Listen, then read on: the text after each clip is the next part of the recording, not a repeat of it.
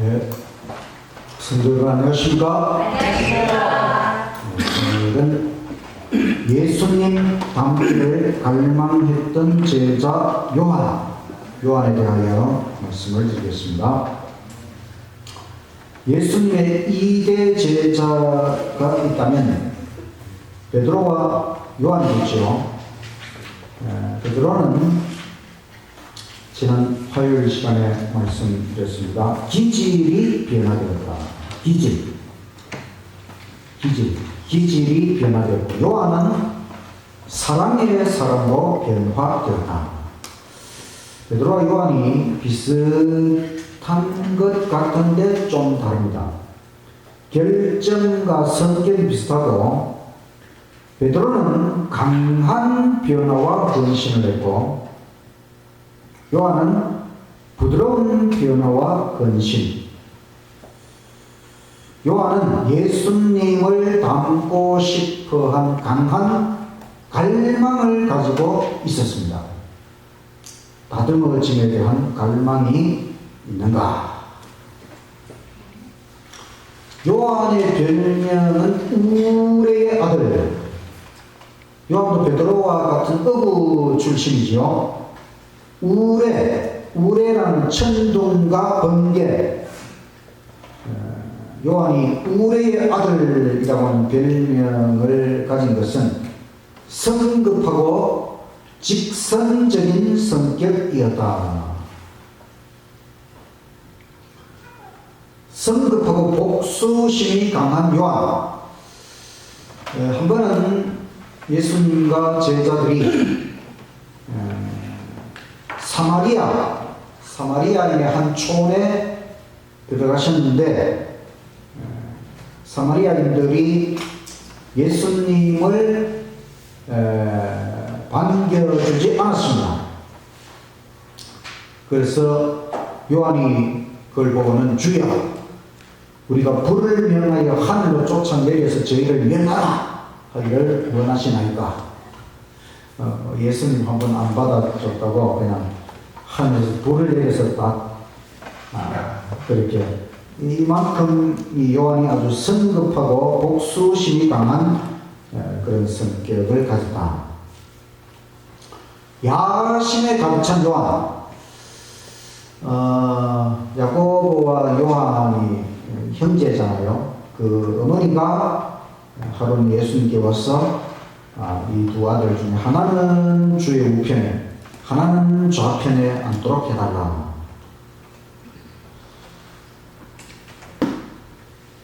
어머니가 이 정도면 야고보와 요한도 욕심이 많고, 그래서 모전자전 그 어머니의 그 아들. 근데 어머니가 이런 욕심을 가졌고, 또 두 제자도 그런 욕심을 가졌지만은, 하나님께서는 하나님의 섭리와 방법으로 이것을 들어주셨지요. 야고보는 제자들 중에 제일 먼저 순교했고, 또 요한은 가장 나중까지 생존하여 헌신했습니다. 욕심, 야심, 이런 게 사람들 다 이런 걸 다 가지고 있지요. 요한의 성격에 대하여 시대의 소망 295쪽에 이렇게 설명하고 있습니다. 모든 제자들은 예수의 사업을 위하여 부르심을 받았을 때에는 큰 결함을 가졌었다. 온유하고 겸손하신 예수와 가장 친밀한 교제를 하였던 요한도 원래는 온유하거나 순종하는 성질을 가지지 않았다. 요한과 그의 형제는 우레의 아들들이라고 불렸다. 그들이 예수와 함께 있을 때에 사람들이 조금이라도 예수를 멸시하면 그들은 분노하여 도전하였다. 악한 성질, 복수심, 비평하는 정신이 이 사랑받던 제자의 마음에 가득 차 있었다. 또 계속되는 말씀. 요한은 자존심이 세고 하나님의 나라에서 첫째가 되고자 하는 야심이 있었다. 그러나 그는 날마다 자신의 난폭한 정신과 대조되는 예수의 온유하심과 관용하심을 보고 겸비와 인내의 교훈을 들었다. 요한은 신령한 감화에 마음문을 열고 구주의 말씀을 듣는 자가 되었을 뿐 아니라 그것을 행하는 자가 되었다. 자는 그리스도 안에 숨겨졌다. 그는 그리스도의 멍에를 메고 그 짐을 지는 것을 배웠다. 요한도 문제가 많았지만은 예수님을 바라보고 예수님 너무나 그 아름다운 예수님을 바라보고 예수님을 배우고 또 예수님을 닮아가기 위해서 노력을 했다는 것입니다. 예수께서는 당신의 제자들을 견책하시고 또한 경고하시고 주의를 주셨으나 요한과 그의 형제들은 예수를 떠나지 않고 책망에도 불구하고 예수를 따르기를 택하였다. 구주께서는 그들의 연약함과 실수 때문에 그들로부터 돌아서지 않으셨다. 그들은 끝까지 예수의 고난에 참여하여 당신의 세계의 교훈을 배우기를 계속하였다. 그들은 그리스도를 바라봄으로 품성의 변화를 얻게 되었다. 견책을 좋아하는 사람 없지요? 요즘 견책을 함부로 할 수 있습니까? 뭐 한마디만 잘못하면 교회 안 나오고. 근데 예수님도 그 제자들을 견책하고 경고도 하고 또 주의를 주고 이래 했지만은 요한과 이 제자들이 예수님을 떠나지 않고 끝까지 예수님을 따르고 그래서 결국은 품성의 변화가 일어났다는 것입니다. 그래서 우리가 사실 교회 생활을 한다는 것은 끊임없이 하나님의 말씀의 견책을 받는다는 것이지요.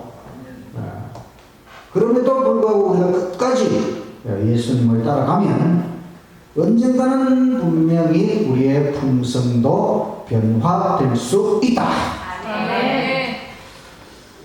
전성적으로 심각한 결정들을 소유한 요한, 사도행전이라고 하는 대전제총서 53장에 보면 요한에 대하여 제가 요약을 해보니까 교만하고 주제 넘고 명예에 대한 야심이 강하고 성급하고 해를 받을 때에 붕괴하고 악한 선지 가득하고 복수하고자 하는 욕망이 강하고 자존심이 세고 난폭한 정신과 비평의 정신이 전부이다.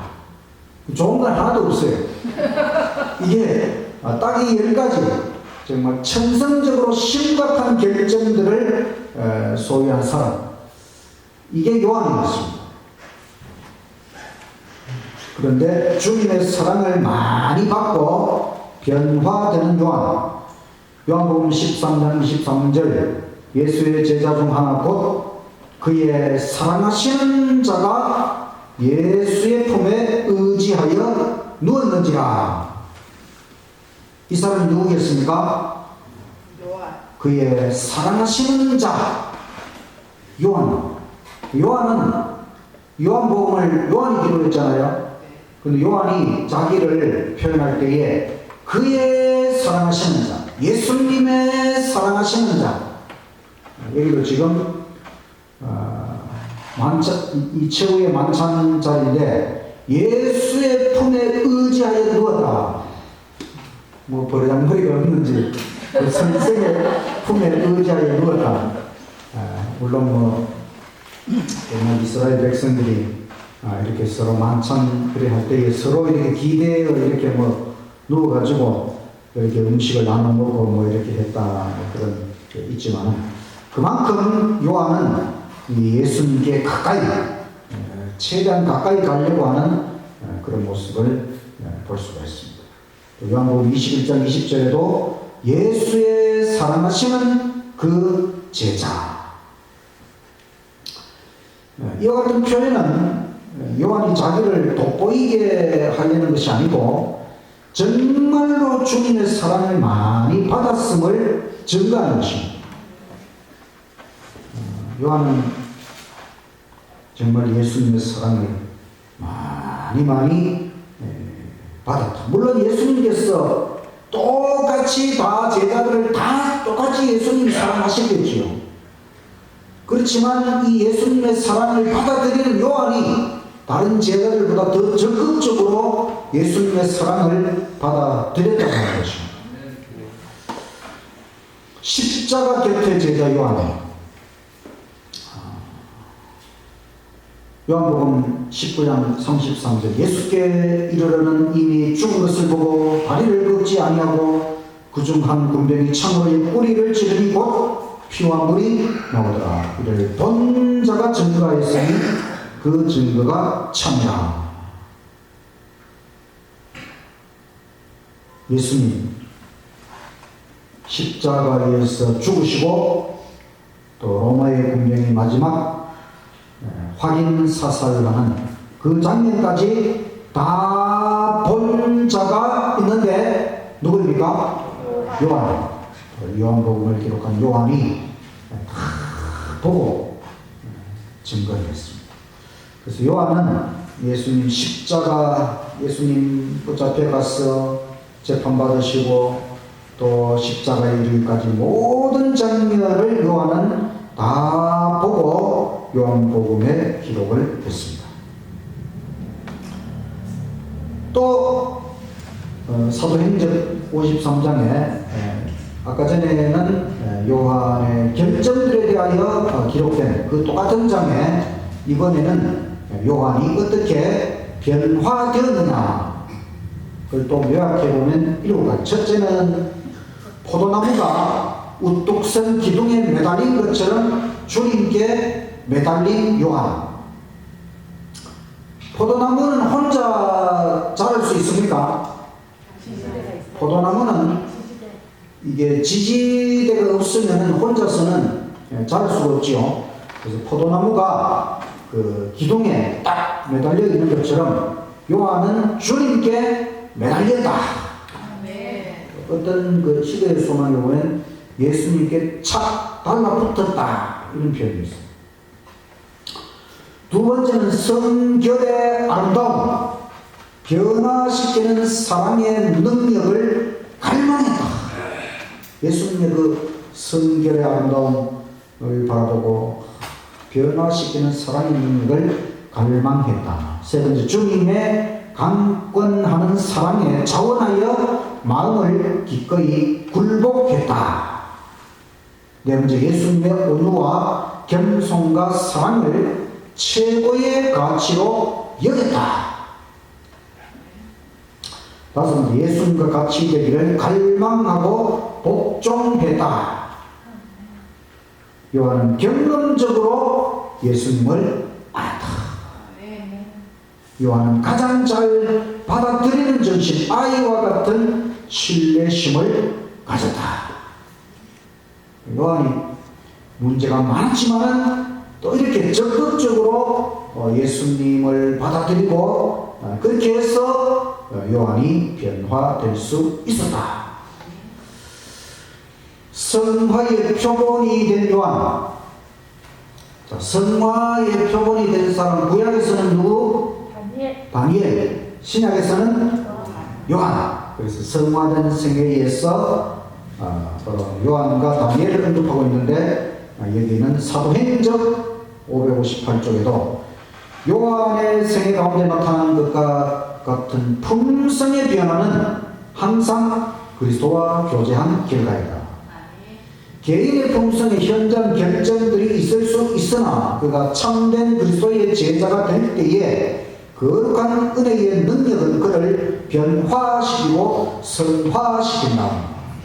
거울을 보는 것처럼 주의 영광을 바라보므로 그는 영광에서 영광으로 변화하여 마침내 그가 사모하던 그분과 같아진다.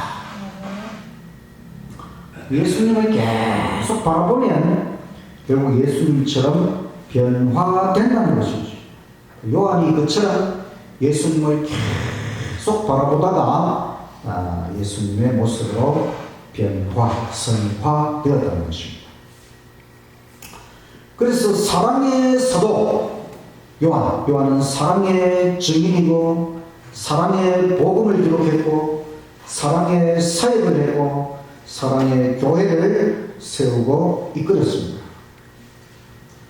신약성경 5권을 기록했죠. 요한복음, 요한 1서, 2서, 3서, 요한계시록.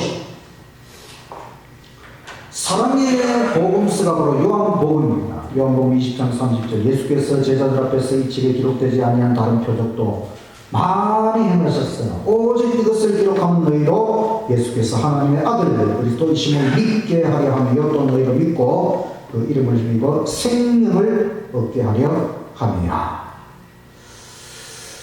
요한이 기록한 성경책들은 참 너무너무 아름답고 감동적인 진리를 증거하고 있습니다. 요한복음은 최고의 복음서, 사랑의 복음서, 진실한 증인의 복음서입니다. 요한복음을 통해 우리는 예수님에 대하여 요한이 얼마나 예수님을 사랑하고 또 예수님에 대하여 아름답게 기록했는지 확인할 수 있습니다. 또 사랑의 편지 요한 1서, 2서, 3서 특별히 요한 1서 4장 8절 하나님은 사랑이시라. 이것이 대전투 총서의 시작하는 말씀, 마치는 말씀. 하나님은 사랑이시라. 하나님의 사랑으로 충만한 편지. 이 요한 1서에서 사랑의 하나님과 사랑의 교제를 마음껏 누려라. 이 요한 1서의 주제입니다. 이것이 바로 요한이 자기가 했던 일을 그대로 검증하고 있는 것입니다. 자기가 사랑의 하나님과 깊은 교제를 마음껏 누렸기 때문에 그걸 경험하고 또 성도들에게 그와 같은 건면을 하고 있는 것이죠. 자기가 한 일을 그대로 해보라고 건면하는 사랑의 편지. 성경의 완성 요한계시록 계시록 1장 1절 예수 그리스도의 계시라. 하나님이 그에게 주사 반드시 속히 될 일을 그 종들에게 보이시려고 그 천사를 그 종 요한에게 보내어 지시하신 것이라. 1장 9절 나 요한은 너희 형제요 예수의 환난과 나라와 창문에 동참하는 자라. 하나님의 말씀과 예수의 증거를 인하여 반모라하는 섬에 있었다. 이렇게 시작하는 요한계시록이 마지막 요한계시록의 마지막 또 성경의 마지막 계시록 22장 20절 이것들을 증거하신 이가 가로사대 내가 진실로 속히 오리라 하시거늘 예수님께서 진실로 속히 오리라. 그러니까 요한이 아멘 주 예수여 오시옵소서. 우리 모두를 대표하여 아멘 주 예수여 오시옵소서 이렇게 요한이 외치고 그 다음에 주 예수의 은혜가 모든 자들에게 있을지어다. 아멘. 이 성경의 마지막 문장 마지막 말씀을 기록한 것이 요한이죠. 주 예수의 은혜가 모든 자들에게 있을지어다. 요한은 예수님의 은혜가 정말 모든 사람에게 필요하기 때문에 주 예수의 은혜가 모든 자들에게 있을지어다 이렇게 하면서 성경의 마지막 요한이 성경의 마지막을 장식했습니다. 요한의 상급은 무엇일까? 우리가 천국에 갔을 때 예수님을 가장 많이 닮은 사람이 누구일까? 모르겠습니다. 요한일 수도 있고, 에녹일 수도 있고, 모세일 수도 있고, 엘리야일 수도 있고, 아니면 아담일 수도 있겠지만은, 요한의 형제 야고보는 제자들 중에 최초로 순교했고, 요한은 수고와 비난과 박해 중에 가장 오랫동안 생존한 제자였습니다. 사도행전에 있는 말씀, 하나님 나라의 지위는 품성의 결과이다. 면류관과 보좌는 달성한 상태의 증거이다. 즉 예수님의 은혜를 통한 자아 정복의 증거이다. 하나님 나라의 지위 어떤 계급이 있겠습니까마는 굳이 하나님 나라에서 지위가 있다면은 그거는 품성의 결과라고 하는 것입니다. 얼마나 우리 품성이 예수님의 품성으로 변화되었느냐. 예수님 제일 많이 닮은 사람부터 1등 해가지고 지위가 주어진다는 것이죠. 물론 하늘나라에 가기만 하면 됩니다. 제일 꼴찌라도 하늘나라 가면 됩니다. 왜냐하면 영원토록 우리가 살면서 예수님을 닮아갈 것이니까. 그래서 품성이 변화되는 것은 자아, 정복, 우리 이 자아, 이기심, 이 죄악의 본성을 정복을 해야 되는데 그것은 바로 예수님의 은혜를 통해 예수님의 은혜와 사랑과 능력을 통해서 우리의 자아를 정복하고 예수님의 품성으로 변화되는 것. 이게 바로 하나님의 다듬으심이요. 요한이 바로 이런 놀라운 변화를 이루었다고 하는 것을 설명하면서 사도행전 543쪽에 이와 같은 말씀이 있었습니다. 예수님께 가장 가까이 간 사람, 그리스도께 가장 가까이 서는 사람은 당신의 자아 희생의 사랑 곧 자랑하지 아니하며 교만하지 아니하며 자기의 유익을 굳이 아니하며 썩내지 아니하며 악한 것을 생각지 아니하는 사랑의 정신을 가장 깊이 마신 사람이 될 것이다. 그래야 그 사랑을 주님처럼 모든 사람에게 베풀고 사람들의 구원을 위하여 죽기까지 충성하고 수고하고 희생하는 사람이 될 것이다. 예수님께 가까이 가면 갈수록 바로 예수님의 사랑의 정신을 깊이 들이마시고 그 예수님의 사랑을 담고 예수님의 사랑을 예수님처럼 실천하는 사람이 된다. 결론, 예수님 닮기를 갈망했던 요한은 품성의 결정들이 얼마나 많았던가. 주님의 사랑을 보고 주님 닮기를 갈망했습니다. 요한은 경험적으로 주님을 알고 닮아갔습니다. 결국 예수님 사랑의 충만함으로 변화되었다. 우리가 주님의 뜨거운 사랑에 푹 빠져야만 우리 자신이 거듭날 수 있다는 것입니다. 변화는 예수님의 뜨거운 사랑 완전히 깊이 빠져야만 거듭남, 변화, 성화, 다듬어짐 가능하다는 것입니다. 결심, 주님을 경험적으로 알고 사랑의 사랑으로 거듭남을 체험하자. 삶 속에서 주님을 갈망하자. 성경, 특별히 신약 성경, 사복음서, 또 바울의 편지들 속에서 예수님을 만나자. 또 예언신 시대의 소망에서 예수님을 만나자. 기도와 묵상을 통하여 예수님을 닮아가자. 삶의 실천 속에서 예수님을 닮아가자. 이것이 진정한 다듬어짐을 위한 노력이다. 주님 안에 있는 사람, 성령 충만한 사람은 품성 변화를 위하여 최선의 노력을 다하는 사람이다. 큰 바위 얼굴 이야기하고 나십니까?